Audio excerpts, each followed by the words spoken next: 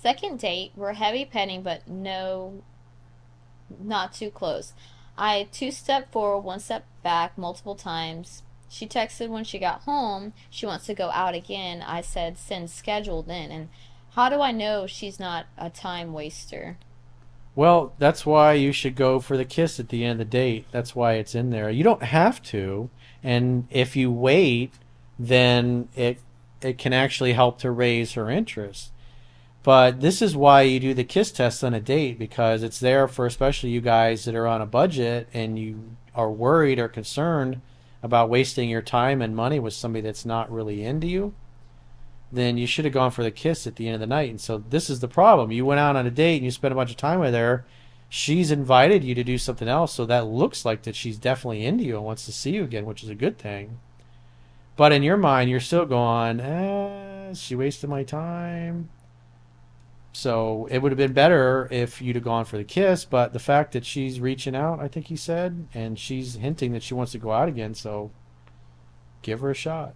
Went on a first date last week with a girl from Hinge. Her attraction was really high. She did 90% of the talking and we made out at the end. Now she won't answer for a second date. I'm confused.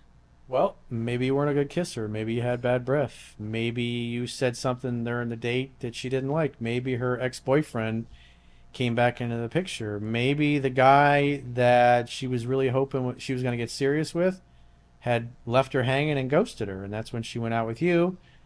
And in between then and now you contacting her for the second date, the guy's back in the picture and he's beating up her pelvis. And I mean, at the end of the day, you hit the ball over the net, she didn't hit it back, so you have to assume she's not that into it.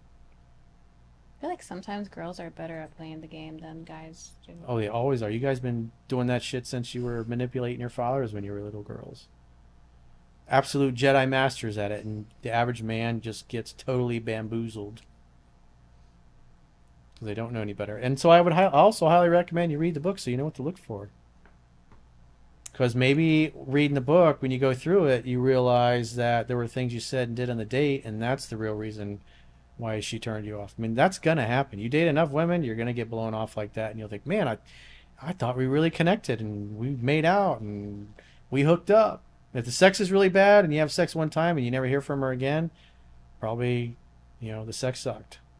He says, after hooking up 3 times, can I reach out to her for a date? Like, no, you don't reach out. I just got done saying she's got to do all the reaching out. If you're the one that got dumped, she has to do all the pursuing from there on out. Because when guys like you start doing exactly that, what happens is she stops reaching out as much. And then she starts to fade away. And then you pursue more. And then you get ghosted for the same reason that you got ghosted the first time around. When a woman has dumped you and stuck you in friend zone and doesn't want to be serious with you anymore, she's got to do all the pursuing. She fucked it up. She unilaterally ended it. Therefore, she's unilaterally got to fix it. So you wait to hear from her, and then you make dates that can lead to sex. And yes, so the fact that you're asking me wait until she reaches out until she wants to become official, she always reaches out from there on out. And the only time you'll reach out to her is if you're in an exclusive relationship that she's asked you to be in, and then she complains that you never reach out. And the process until you're exclusively back together, and she has to bring that up, she's got to do all the calling, texting, and pursuing. And even after that, she's got to do all the calling, texting, and pursuing, unless she's constantly going, "You never reach out, you never do anything." Then you can reach out once a week in different ways. That's what I would do if I were you. Chris Gavry asks, a girl at the bank I go to often flirts with me. She is currently getting divorced. I could be reading the situation wrong. How could I ask her out without ruining banking relationship if I'm misreading? Just ask her. Just tell her what you think of her. Just say, you're really nice. You seem like a nice person. I'm looking for a nice guy, nice guy, nice girl to take out on a date, or a nice girl to date that I can take home to mom. It's like, I'd love to get your number, and we should get together for a drink sometime. And she could say, "Oh, thank you. Sorry, I have a boyfriend. Oh, I'm sorry, I can't get my number out to clients," or whatever. Be willing to go down in flames. Shoot your shot, man. My girlfriend has complained for the third time that she wants me to contact her more. She admitted that there are days when she doesn't contact me because I haven't contacted her. What should I do?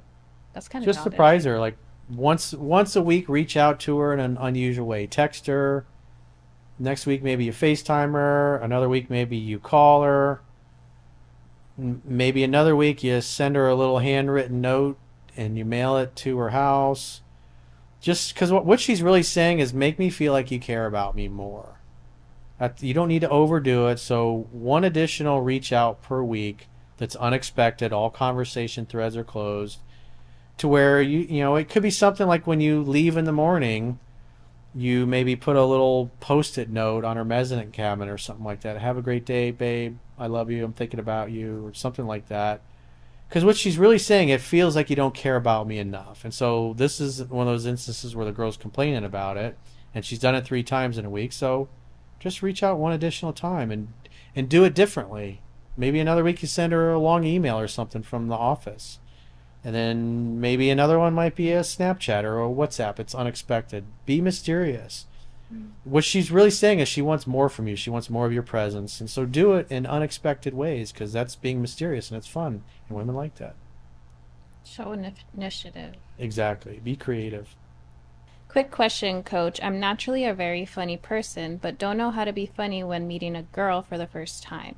Could you please give some examples? I appreciate you. Well, what that tells me is he's like locking up or freezing up when he gets around a pretty girl. And he's one of those guys that's like, I don't know what to say when I'm talking to a pretty girl. Mm-hmm.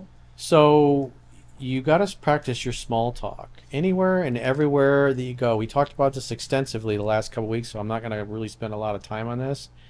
But you got to get in the habit of wherever you go, whether you're in an elevator or you're putting gas in your car or you're in the line at the grocery store, you got to chat with people that are around you and just get in the habit of asking opinion openers. Just asking them questions. If you're in the grocery store, it's just get used to asking, hey, what are you going to make with that?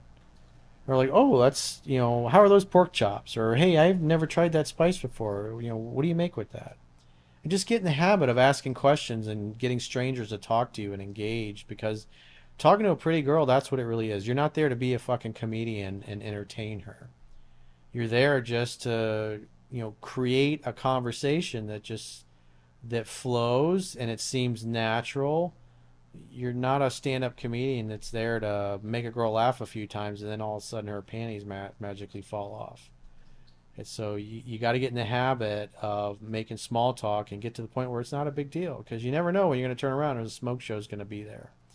And so when you do it with anybody and everybody you see and you talk to, when you're at the mall or you're at a store, just asking, the cute girls that work there, asking them opinions about where certain things located or what kind of a men's cologne is really popular. I'm looking for something. Or ask her, hey, I got a hot date this Friday night. Can you help me pick out a shirt that'll make me look handsome and charming and be a panty dropper? Like whatever. Let's go out and ask questions and get girls to help you and get used to those kinds of interactions. And then that way, when you're talking to an attractive woman, it's just a matter of asking questions and getting her to answer them.